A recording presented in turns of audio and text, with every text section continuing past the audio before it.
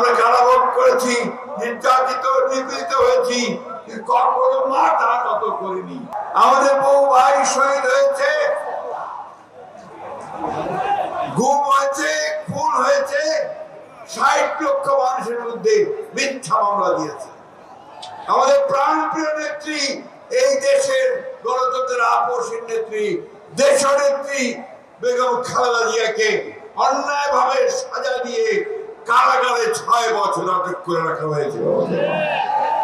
আমাদের নেতা, যে নেতা আমাদেরকে নেতৃত্ব দিচ্ছেন, আমাদেরকে স্বপ্ন দেখাচ্ছেন নতুন বাংলাদেশের, যিনি আমাদের ৩১ দফা কর্মসূচি দিয়ে গোটা জাতিকে সামনের দিকে এগিয়ে চলবার কাজ শুরু করেছেন, সেই নেতাকে মিথ্যা মামলা দিয়ে নির্বাসিত করে রেখেছিল।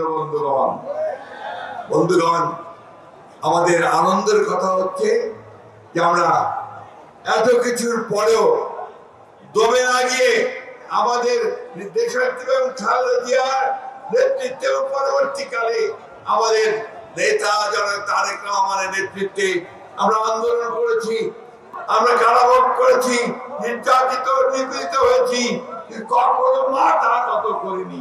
আমরা লড়াই করেছি, সামনের দিকে গেছি।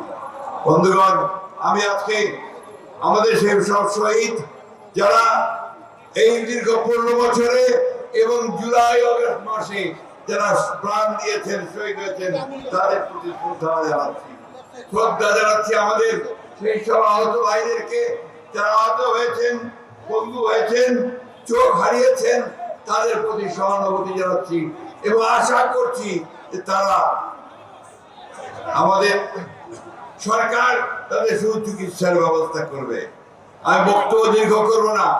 নির্বাচনের তারিখ ঘোষণা হবে খুব শিগগিরই।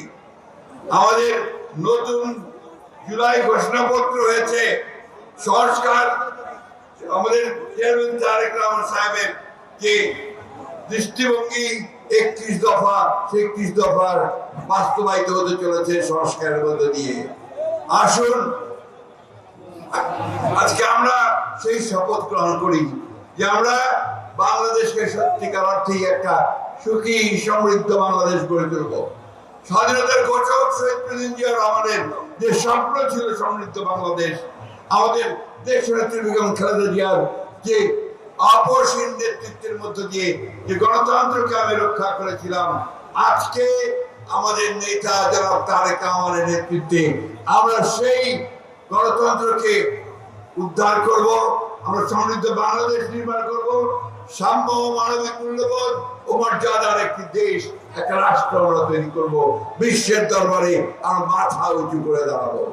আমাদের ভারপ্রাপ্ত চেয়ারম্যান সাহেব এখানে উপস্থিত আছেন। আসুন আজকে আমরা সবাই আমাদের পক্ষ থেকে তাকে ধন্যবাদ জানাই যে তিনি আমাদেরকে নেতৃত্ব দিয়ে আমাদের মুক্তির পথ দেখিয়েছেন। আমি ধন্যবাদ জানাবো দেশের সমস্ত মানুষকে, রাজনৈতিক দলগুলোকে, ছাত্রদেরকে, এবং এটা না বললেই নয়, আমি দেশপ্রেমিক সেনাবাহিনীকেও আমি আন্তরিক ধন্যবাদ ও কৃতজ্ঞতা জানাতে চাই। তাদের সহযোগিতায় আমরা এই বিজয় অর্জন করতে পেরেছি।